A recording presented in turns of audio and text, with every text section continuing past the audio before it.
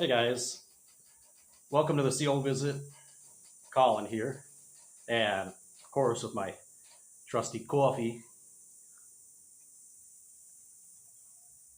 I hope everyone's doing well. Thank you for clicking on this video. Thank you for being here, and thank you for supporting the CO visit always, and for supporting me. Well, I got a very nice experience this morning. So to give you a little background, and you've probably seen her once in a while in some of my videos, Patty uh, babysat for one of our neighbors for quite a while, little girl. Her name was Daniela. And since she was 2 years old, she turned 3 here.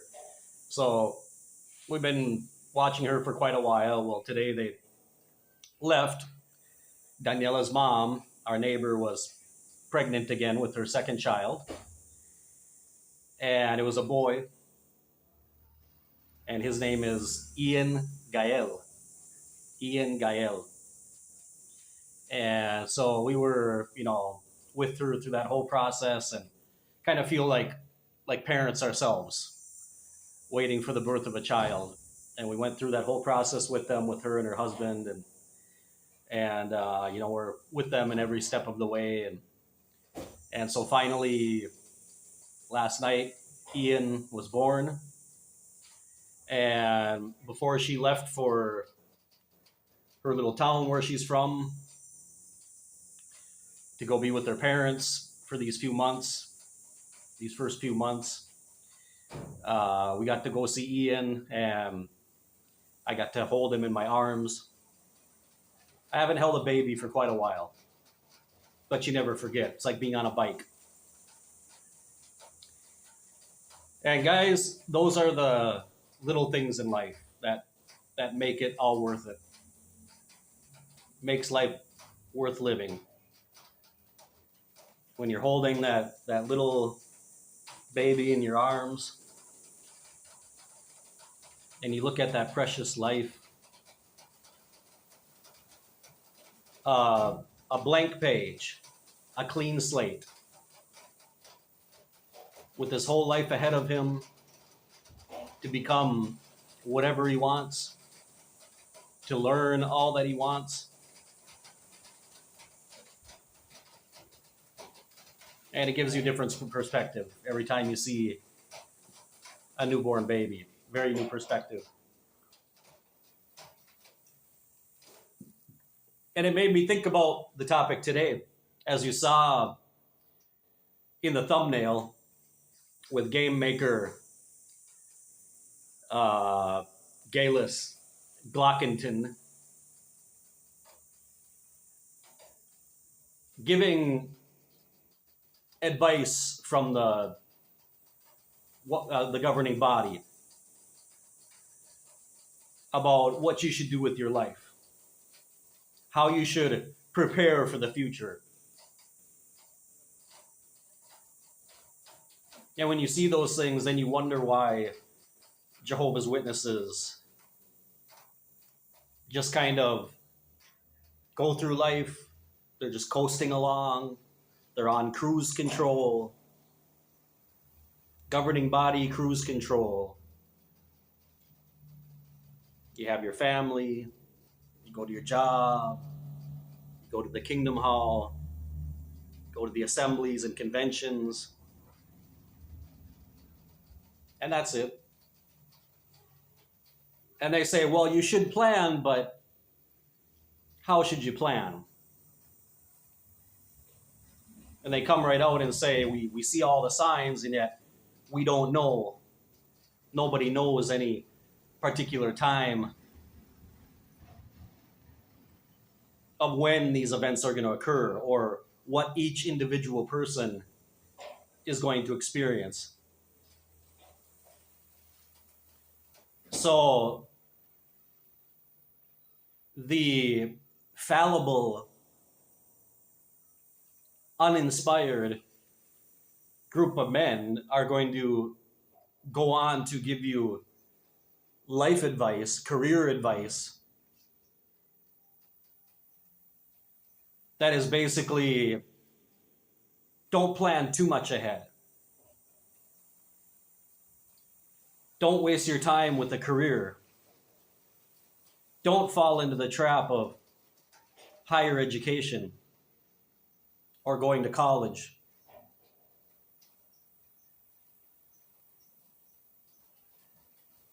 And yet, haven't we seen how that's played out again and again and again? My friends, if you are Jehovah's Witnesses and you're watching this, especially considering the social and the political climate that's going on right now all over the world, you should be very concerned about what you're planning for your future. What are you putting away for your future? Because Glockington says, don't worry about it. We got you. We're going to take care of you. And yet, if you're one of Jehovah's Witnesses, is that the case? Is that what you see? When you've had health problems, other than the liaison committee running to the hospital and making sure they don't force blood on you, other than that, with health problems, with financial problems, who's going to be there to help you? Who is going to be there to bail you out?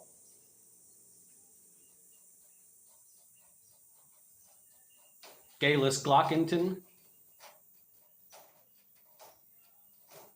your local body of elders, your circuit overseer,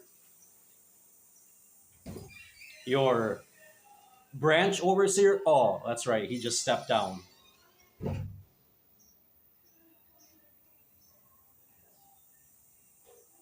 Who's going to help you?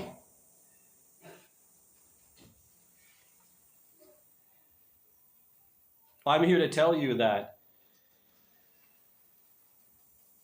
Jehovah's Witnesses, if you haven't done so already, you better start investing in your future. You better start investing in your children. You better start investing in your children's future at the very least, so that someone can take care of you. Because at the end of the day, you're going to find out that the governing body and the elders, none of them are going to be there to help you, to bail you out. ¿Qué necesita? Se por ahí. They're not going to do it. They're not going to do it. They will sit there and they will watch you go down and go down and go down, and they'll share some scriptures with you, and they'll say, gee, brother, we're really sad about, we really feel what you're going through. You know, if there's anything we can do, let us know. But you know what that means. Don't really let us know. Don't bother us.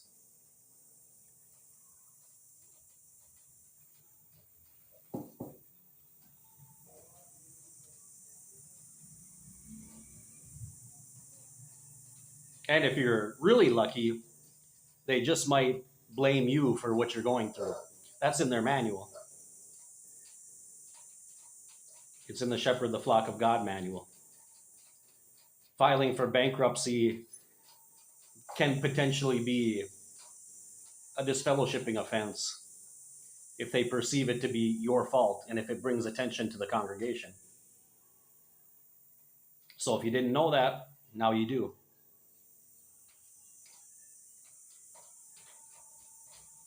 So look at these brothers and sisters that have, like the overseers, for example, that have served in Bethel for decades. What's going to happen to them now? Well, they said they'll be sent back to congregations. And you know what that means? Tag, you're it. Now it's the congregation's privilege to take care of that brother and possibly wife as well in their old age.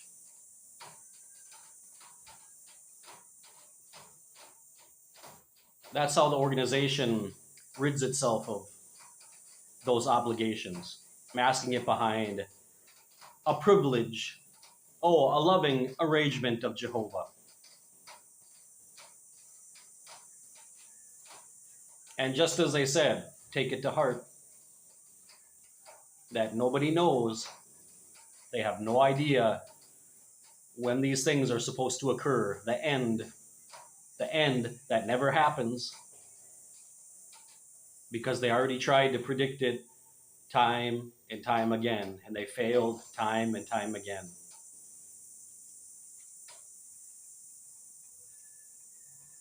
All that time, people believed it, they got invested in it, they didn't plan ahead. Some even went so far as to sell all of their possessions, live like preppers. And then what happened? Nothing. And then when they got discouraged, when they got let down, they felt let down by their organization, and rightly so, and walked away, the blame was turned on them. It was the brothers' fault. They speculated. We didn't tell them to do that.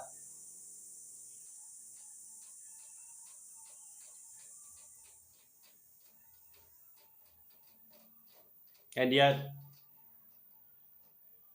there was any quantity, any number of Watchtower articles since 1965 predicting that 1975 was going to usher in the end. It was biblical. It couldn't fail. And it never does with the Watchtower. It never fails.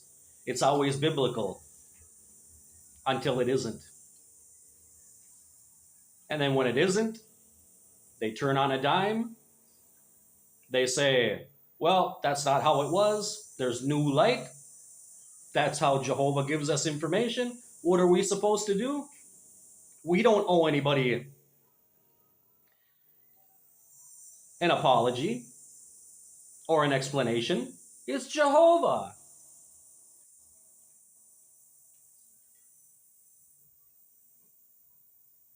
So if you don't like it, either put up or shut up or take it up with the Almighty.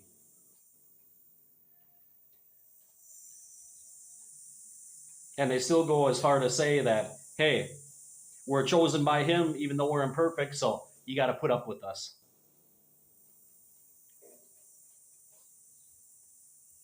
What a quaint, perfect position to be in, isn't it?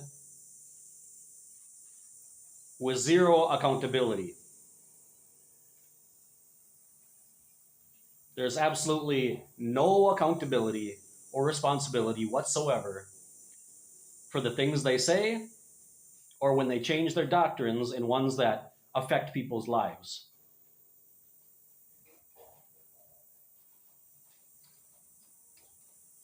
If you're one of Jehovah's Witnesses and you're watching this right now, take what I'm saying to heart. Analyze it.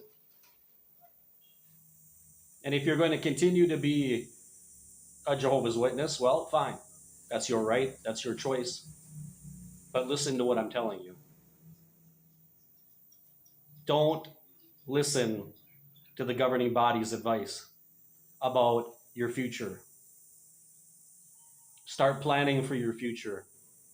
Start planning for your retirement and savings, because when you get to that point, nobody is going to help you.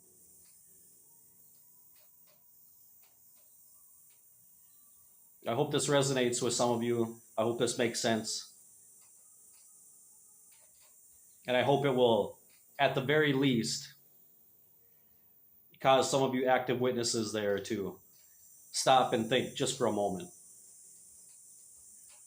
As I said, you do whatever you want. But don't fall into this trap of thinking, well, don't do this and don't do that because the end is just around the corner. Yeah, it always is. It always is. And it always will be just around the corner. Well, while it's just around the corner, great, but I'm going to plan for my future. So do what the Russians do. Trust, but verify. Right. Thank you for watching this video.